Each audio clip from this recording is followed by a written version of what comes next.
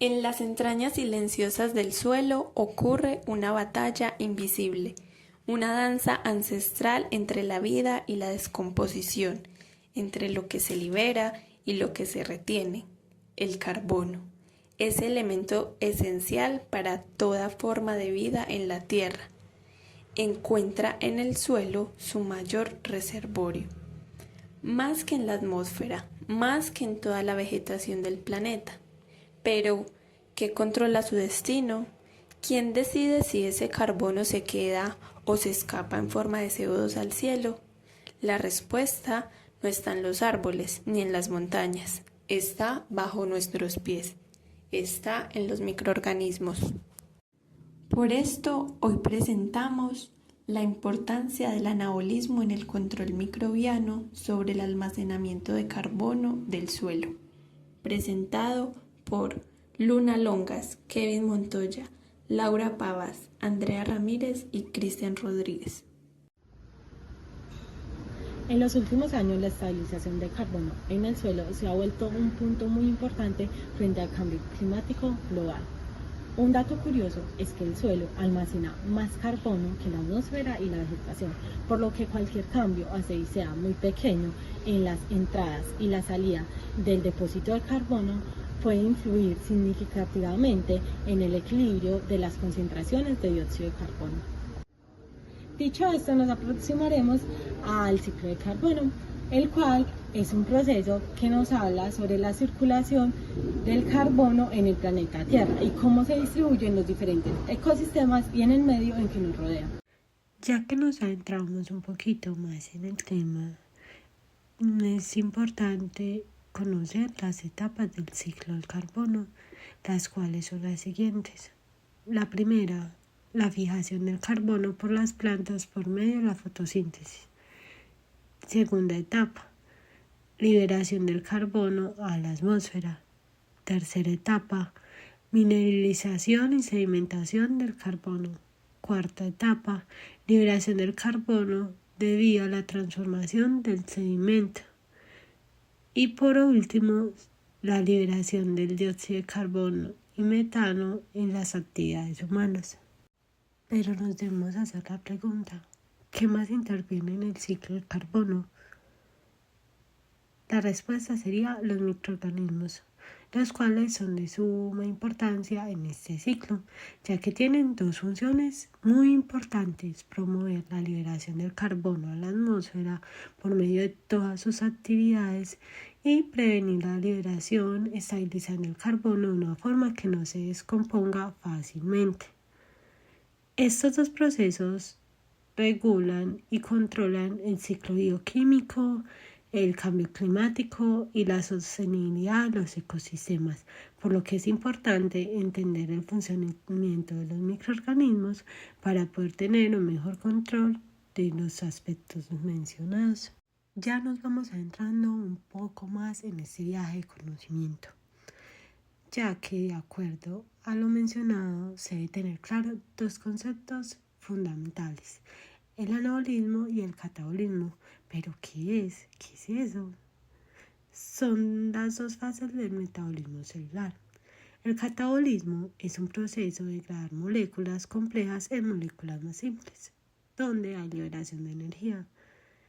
Mientras que el anabolismo microbiano, al cual no se le ha dado mucha importancia en cómo interviene en el ciclo del carbono, se define como el proceso que permite la creación de moléculas complejas a partir de algo mucho más simple.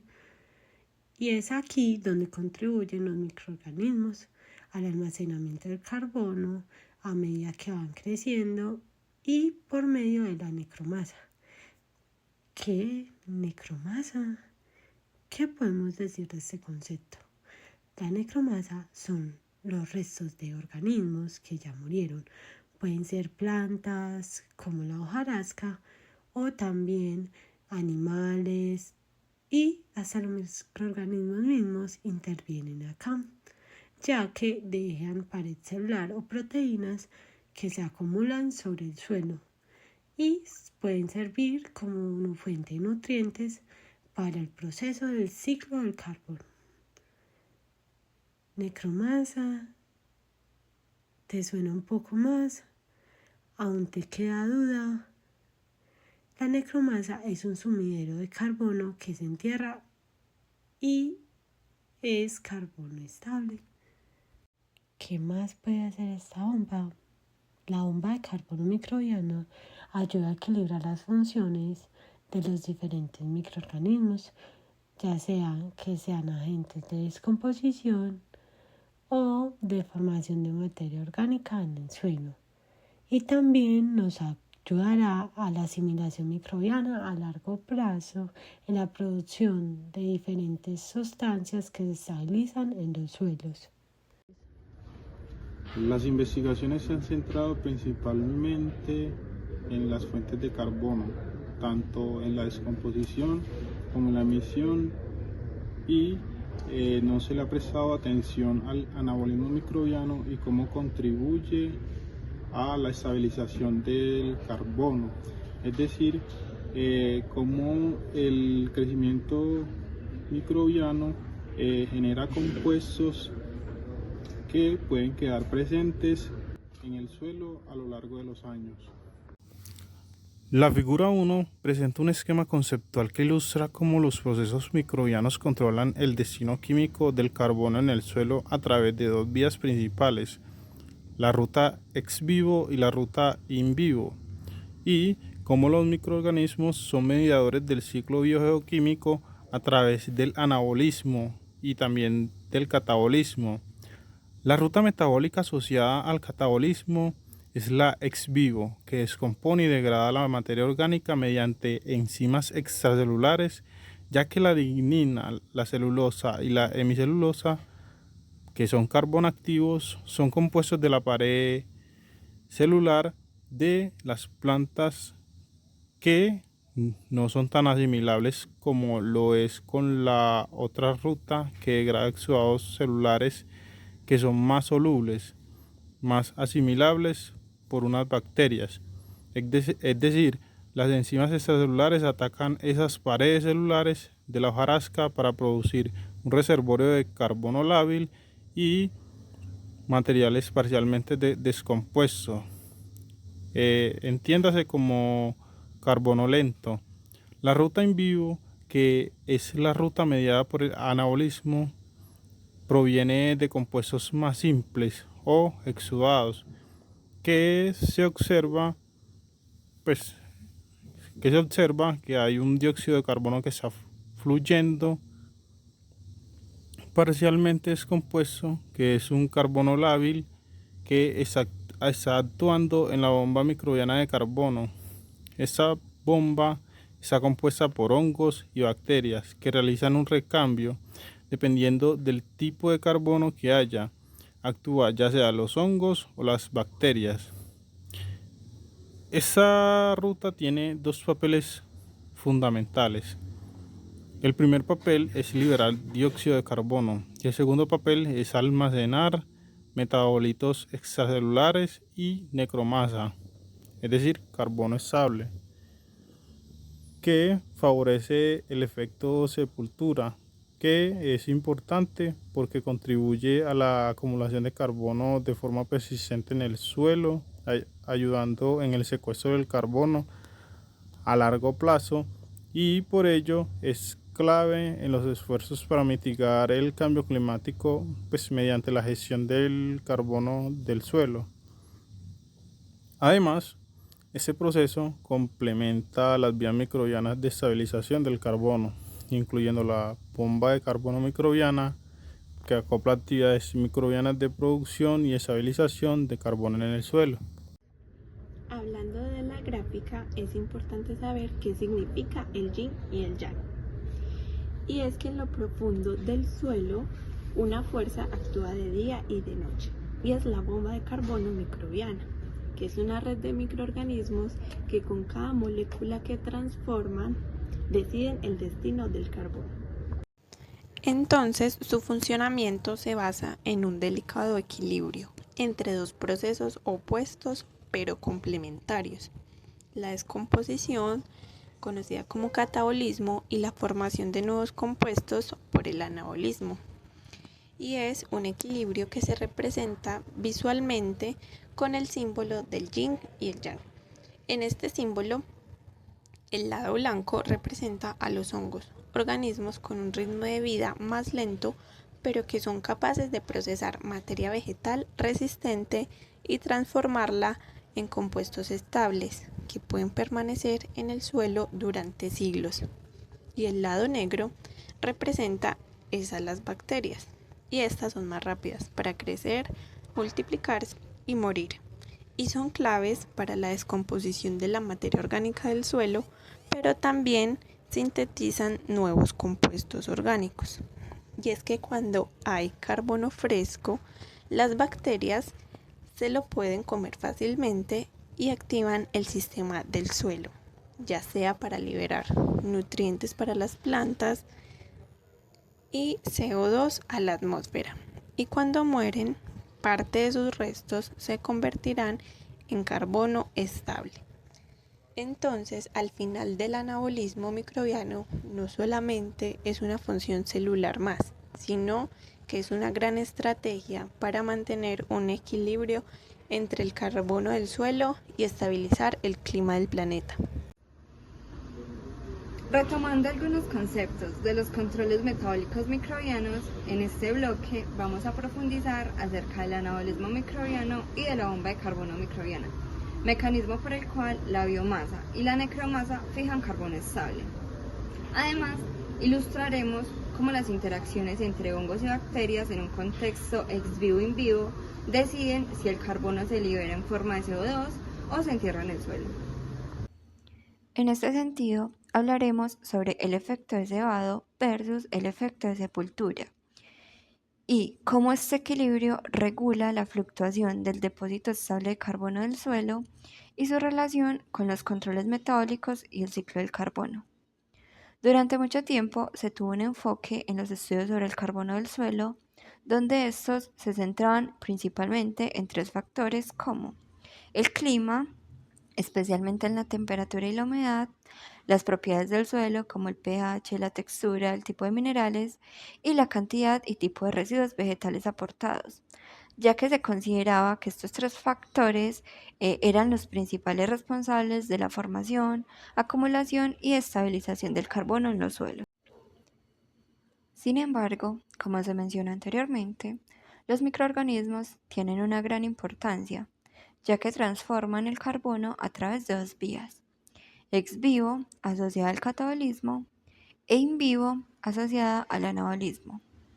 Es por esto que profundizaremos en el papel del anabolismo, puesto que existe un equilibrio que plantea que el carbono derivado de los microorganismos puede acumularse en el suelo cuando es estabilizado físicamente, es decir, el carbono se queda atrapado en poros del suelo que los microorganismos no pueden alcanzar y por tanto no pueden descomponer. O químicamente, ¿qué ocurre cuando el carbono se adhiere a los minerales del suelo? Y es cuando se da el proceso de mineralización. Y es que estos procesos de estabilización dan lugar a lo que se conoce como el efecto de sepultura. ¿Qué ocurre cuando la necromasa queda atrapada en el suelo y es muy difícil de descomponer? En contraposición al efecto de cebado, ¿qué ocurre cuando se añade carbono activo al carbono lento y por tanto se da la descomposición de materia orgánica preexistente, liberando más CO2? En pocas palabras, el efecto de sepultura dice que el carbono activo es transformado en carbono estable, mientras que el efecto de cebado dice que la adición de carbono activo estimula la descomposición de carbono lento, liberando CO2 o generando más respiración. Pero, ¿qué pasa si la balanza se va más hacia un lado o hacia el otro? Es decir, ¿qué pasa cuando no hay un equilibrio en la bomba de carbono microbiana? En las imágenes podemos ver tres escenarios. En el primero, si hay mayor actividad fúngica, el carbono activo se volverá carbono estable y va a predominar el efecto de sepultura, por tanto, se va a ganar carbono estable en el suelo. Si por el contrario hay mayor actividad bacteriana, el carbono activo estimulará el carbono lento y predominará el efecto de cebado. Por tanto, habrá una pérdida de carbono estable, pero habrá una mayor liberación de CO2. En cambio, si hay un equilibrio en la bomba de carbono microbiana, hay un cambio neto de carbono. Esta dinámica muestra que la estabilidad del carbono del suelo no depende únicamente de la cantidad de hojarasca o de residuos vegetales, sino del equilibrio entre los procesos catabólicos y anabólicos microbianos. Por otra parte, es importante mencionar que las contribuciones microbianas al carbono del suelo varían entre ecosistemas. Por ejemplo, en suelos forestales, la biomasa microbiana es mayor, con predominio de hongos, que degradan compuestos complejos y generan necromasa más resistente, ya que se ha demostrado que los residuos fúngicos son más persistentes en el suelo que los bacterianos, debido a su estructura química más compleja, lo cual tiene implicaciones directas en el balance y duración del carbono almacenado. En pastizales, las comunidades microbianas están mejor adaptadas a degradar residuos, mientras que en suelos agrícolas, donde se intensifica el uso del suelo, la biomasa microbiana suele ser mejor y está dominada por bacterias, lo que podría reducir la persistencia del carbono.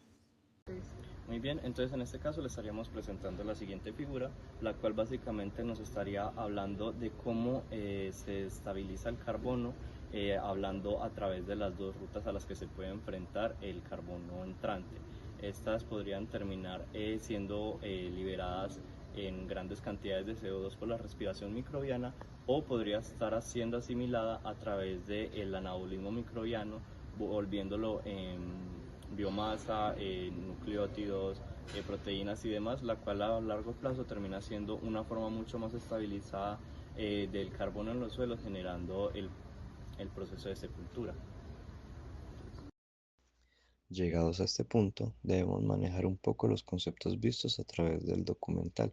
Como se comentó anteriormente, en la figura 4 estaremos hablando sobre 4 escenarios que nos permiten entender el destino del carbono en el suelo, el cual es controlado por los microorganismos a través de dos rutas principales, las cuales van a representar de la siguiente manera. In vivo, como la flecha roja, hace transformación del carbono dentro de la célula, o sea, anabolismo igual a necromasa microbiana.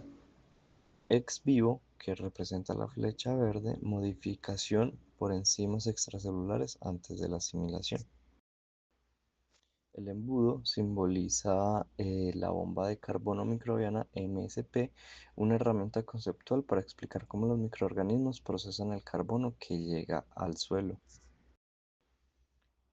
En el escenario A y B estaremos hablando de una hipótesis de convergencia química, en donde a pesar de que las fuentes de química pueden ser distintas, los microorganismos lo transforman de forma tan eficiente que el resultado final es similar, una necromasa microbiana estable y uniforme.